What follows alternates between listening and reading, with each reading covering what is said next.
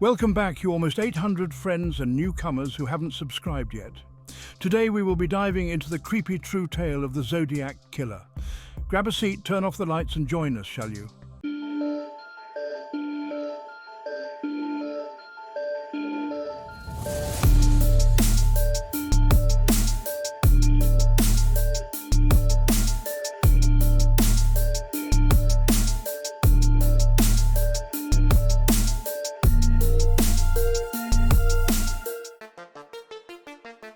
The Zodiac Killer, one of the most notorious and elusive serial killers in United States history, terrorized Northern California in the late 1960s and early 1970s. Known for his cryptic letters, chilling taunts and unsolved murders, the Zodiac Killer claimed responsibility for the deaths of at least 5 people, though he boasted of killing more.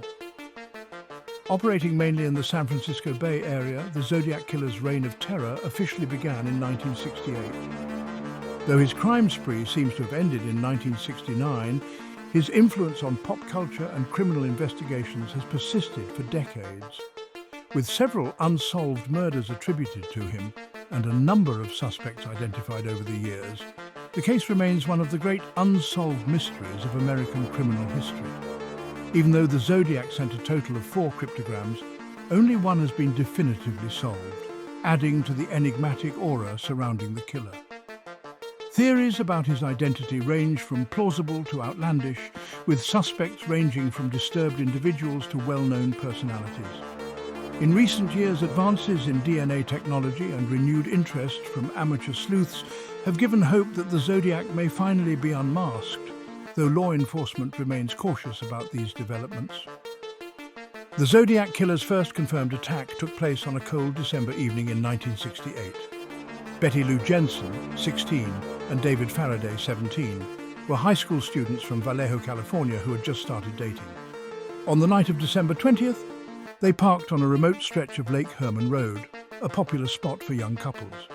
Without warning, an unknown assailant approached their vehicle, and both teens were shot and killed in a manner suggesting the killer was familiar with firearms.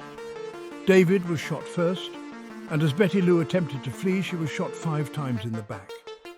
Her body was found approximately 30 feet from the car, indicating she had tried to escape. The crime shocked the local community, but no one could have predicted that it was the beginning of a series of murders by one of the most infamous killers in United States history. At the time, the murders were initially treated as an isolated event, but it would later become clear that this was the Zodiac's first recorded act of violence. Less than 7 months after the Lake Herman murders, the Zodiac struck again on July 4, 1969, at Blue Rock Springs Park near Vallejo. Darlene Ferrin, 22, and Michael Margot, 19, were sitting in Ferrin's car when they were approached by a man with a flashlight. Without warning, the man opened fire, shooting both of them multiple times. Unlike the previous incident, Michael Margot survived, despite suffering severe gunshot wounds. After the attack, the killer called the Vallejo Police Department from a payphone, taking credit for both this attack and the Lake Herman Road murders. This was the first time the killer openly claimed responsibility for his crimes, setting a pattern of communication that would continue throughout his spree. September 27, 1969. In one of his most brazen and theatrical attacks, the Zodiac struck again near Lake Berryessa. Brian Hartnell, 20, and Cecilia Shepard, 22, were enjoying a picnic by the lake when a man wearing a hooded costume emblazoned with a crosshair symbol, a symbol that would come to define the Zodiac, approached them. The killer, brandishing a gun and knife, tied up both victims before stabbing them repeatedly. Hartnell survived the attack despite being stabbed 6 times, while Shepard, who had been stabbed 10 times, died from her injuries 2 days later. After the attack, the Zodiac scrawled a message on the couple's car door, detailing the date and his signature symbol. He also called the Napa County Sheriff's Office to report the crime, once again taunting law enforcement. The Zodiac's final confirmed murder was significantly different from his earlier crimes. On October 11, 1969, Paul Stein, a 29-year-old cab driver, was shot and killed in San Francisco's Presidio Heights neighborhood. Unlike the other killings, which took place in remote areas, this murder occurred in a bustling urban setting. The killer shot Stein in the head, took his wallet, keys, and a piece of his bloodied shirt as a trophy. What made this crime even more chilling was that the Zodiac wrote a letter to the San Francisco Chronicle, including a piece of Stein's shirt as proof of his involvement. In this letter, he threatened to shoot schoolchildren, further escalating the public's fear. Despite this bold and terrifying act, the Zodiac Killer was never apprehended, though several witnesses reported seeing a man leaving the scene shortly after the murder. From August 1969 to 1974, the Zodiac sent numerous letters to Bay Area newspapers, often accompanied by cryptograms and ciphers. One of the most famous of these, known as the 408 cipher, was sent in 3 parts to the Vallejo Times-Herald, the San Francisco Chronicle and the San Francisco Examiner. The cipher, solved by schoolteacher Donald Harden and his wife Betty, revealed a disturbing message in which the Zodiac claimed he was collecting slaves for the afterlife. While this cipher was solved, others remain a mystery to this day, including the notorious 340 cipher, which was cracked only in December 2020 by an international team of codebreakers. In these letters, the Zodiac also taunted the police, demanding that his letters be published or he would continue his killing spree. His messages were often riddled with spelling mistakes and coded symbols, further deepening the mystery surrounding his identity. One of the most compelling cases that may be linked to the Zodiac Killer is the murder of Sherry Jo Bates, an 18-year-old student at Riverside City College in Southern California. On the evening of October 30th, 1966, Bates was brutally beaten and stabbed to death in an alley near the college library. Months after the murder, a letter was sent to the Riverside Police Department boasting about the crime and threatening more violence. The letter, titled The Confession, bore similarities to the Zodiac's later letters, though it did not contain any cryptograms.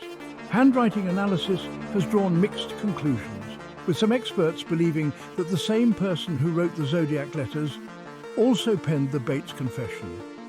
Additionally, a desktop poem found in the Riverside College Library, believed to have been written by the killer, includes references to torture and death.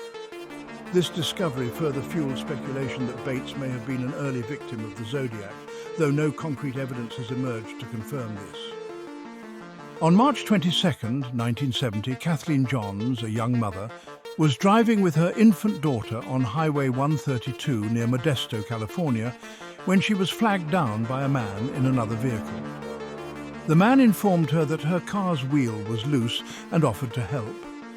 After allegedly fixing the wheel, he followed her for a short distance before her car broke down again. At this point, he offered Johns a ride, but instead of taking her to a service station, he drove around for nearly 2 hours, making cryptic comments about harming her and her child. Johns eventually managed to escape the vehicle and hid in a nearby field until the man drove off. She later identified the man as resembling the Zodiac Killer after seeing a composite sketch in the newspaper. While the Zodiac took credit for Johns' abduction in a letter, law enforcement was unable to conclusively link him to the crime. Over the years, numerous other unsolved murders have been speculated to be the work of the Zodiac. For example, the 1963 murders of Robert Domingos and Linda Edwards, a young couple killed on a beach in Southern California, bear some similarities to the Zodiac's later killings. They were shot and killed in a remote area, and their bodies were arranged in a methodical fashion, much like the Lake Herman Road and Blue Rock Springs attacks. In addition, the unsolved murder of Donna Lass, a nurse who disappeared from South Lake Tahoe in 1970, has been tentatively linked to the Zodiac due to a cryptic postcard sent to the San Francisco Chronicle, which some interpret as a reference to her disappearance. However, like many other possible Zodiac victims, no solid evidence has tied these cases to the killer. Criminal profilers and investigators have spent decades attempting to create a psychological and behavioral profile of the Zodiac Killer. From the known evidence, several key characteristics have emerged that offer insight into the kind of person who may have committed these heinous acts. The Zodiac Killer displayed a strong need for attention and control. His letters, filled with taunts and demands that they be published, show a clear desire to manipulate both the public and the media. By threatening further violence if his letters were ignored, he ensured that his crimes remained in the spotlight, feeding his craving for recognition and fear. Psychologically, the Zodiac is believed to have had a combination of narcissistic and sociopathic traits. His apparent lack of remorse for his victims and his cold, calculating approach to killing suggest a person detached from normal human emotions. His desire to toy with law enforcement and the public, coupled with his cryptic communications, indicates someone who enjoyed outsmarting others and relished the power he held over the investigation. The Zodiac's killings were methodical and premeditated, but also varied in their execution. His early attacks were straightforward shootings, while the Lake Berryessa attack involved a more theatrical display, including the use of a costume and a knife. The fact that he shifted between different methods of killing may suggest a high level of adaptability or a desire to keep law enforcement guessing. Experts believe the Zodiac was likely an intelligent individual, possibly with military or law enforcement experience, given his knowledge of firearms and ability to avoid capture. His familiarity with rural areas and tactical approach to ambushing his victims also support this theory. Over the years, numerous suspects have been proposed in the Zodiac Killer case, each with varying degrees of credibility. One of the top suspects, Arthur Lee Allen, a convicted child molester who was identified by several key witnesses, and Richard Gaikowski, a journalist whose physical appearance and timeline of activities seemed to match the Zodiac's. Another suspect, Lawrence Kane, was linked to the case based on his criminal history and proximity to the crime scenes. More recently, Gary Francis Post, a deceased Air Force veteran, has been suggested as a potential suspect due to forensic evidence and a series of cryptic messages. However, despite these leads, no conclusive evidence has ever definitively identified the Zodiac Killer. The mystery continues to captivate and frustrate both investigators and the public, as the true identity of the Zodiac remains one of the most enduring enigmas in criminal history. Arthur Lee Allen remains the most discussed suspect in the Zodiac case. A former elementary school teacher with a history of erratic behavior, Allen became a person of interest after several pieces of circumstantial evidence pointed in his direction. In 1971, a friend of Allen's told police that Allen had once spoken about his desire to kill people and referred to himself as Zodiac. Allen's connection to the case was further solidified when he was interviewed by police, and they discovered that he owned a Zodiac brand wristwatch, which bore the same crosshair symbol used by the killer. Moreover, Allen had a history of sexual misconduct and was known to be violent, making him a plausible suspect. However, despite the tantalizing evidence, investigators were never able to conclusively link Allen to the Zodiac crimes. DNA tests conducted in the early 2000s on letters sent by the Zodiac did not match Allen's DNA, and he passed away in 1992 without ever being charged. Richard Gaikowski, a journalist and editor for an underground newspaper, became a suspect due to his proximity to the crimes and his outspoken personality. Some theorists believe that Gaikowski's background in journalism may explain the Zodiac's ability to craft his letters so effectively, as well as his understanding of how to manipulate the media. Gaikowski was also linked to the Zodiac through a 1970s police recording of a suspect's voice, which was said to sound similar to Gaikowski's. Despite these connections, law enforcement was unable to produce any definitive evidence linking him to the murders. Lawrence Kane, a convicted felon, became a suspect primarily due to his resemblance to a composite sketch of the Zodiac and his background in crime. Kane's criminal record included charges of sexual assault and stalking, and he was known to live in the same areas where several of the Zodiac's attacks occurred. Some investigators believe Kane's violent tendencies and criminal background make him a strong suspect. though like many others, no solid forensic evidence has emerged to tie him directly to the Zodiac case. Ross Sullivan, a library assistant at Riverside City College, has been linked to the Zodiac through the Sherry Jo Bates case. Sullivan's co-workers noted that he disappeared shortly after Bates's murder, and he was known to wear military-style clothing similar to the Zodiac's description. Sullivan also reportedly had an interest in cryptography, which could explain the Zodiac's use of ciphers. Despite these potential links, investigators have not been able to prove Sullivan's involvement.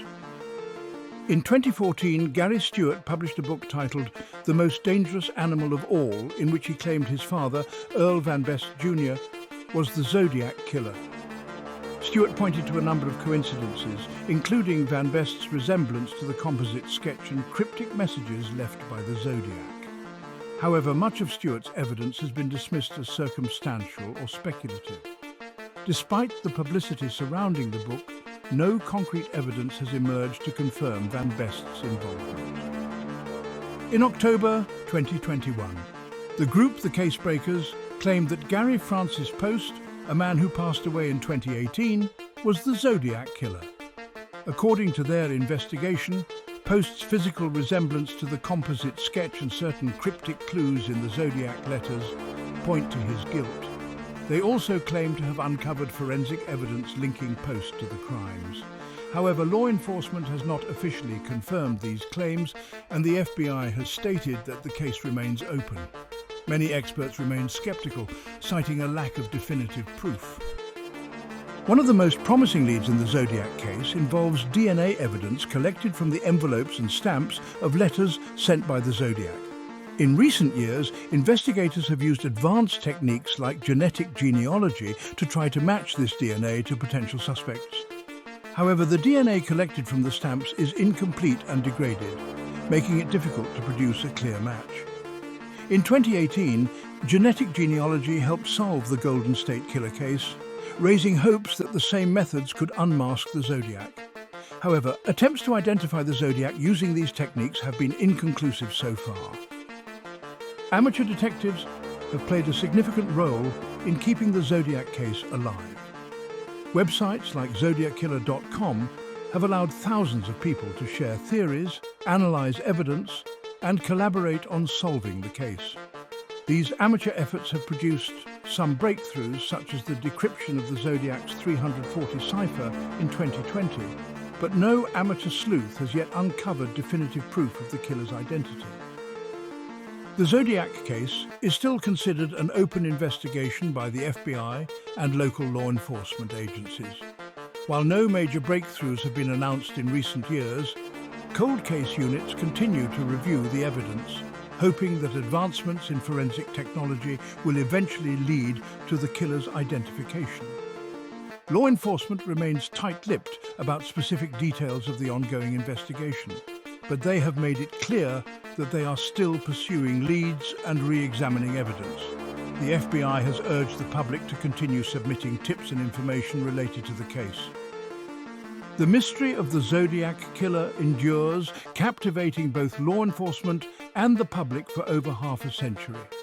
Despite the numerous suspects, tantalizing leads and cryptic messages, the true identity of the Zodiac remains hidden, leaving behind one of the most infamous cold cases in American history.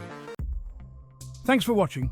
Make sure to like the video, subscribe for more creepy true tales, and ring that notification bell. Until next time, my friends,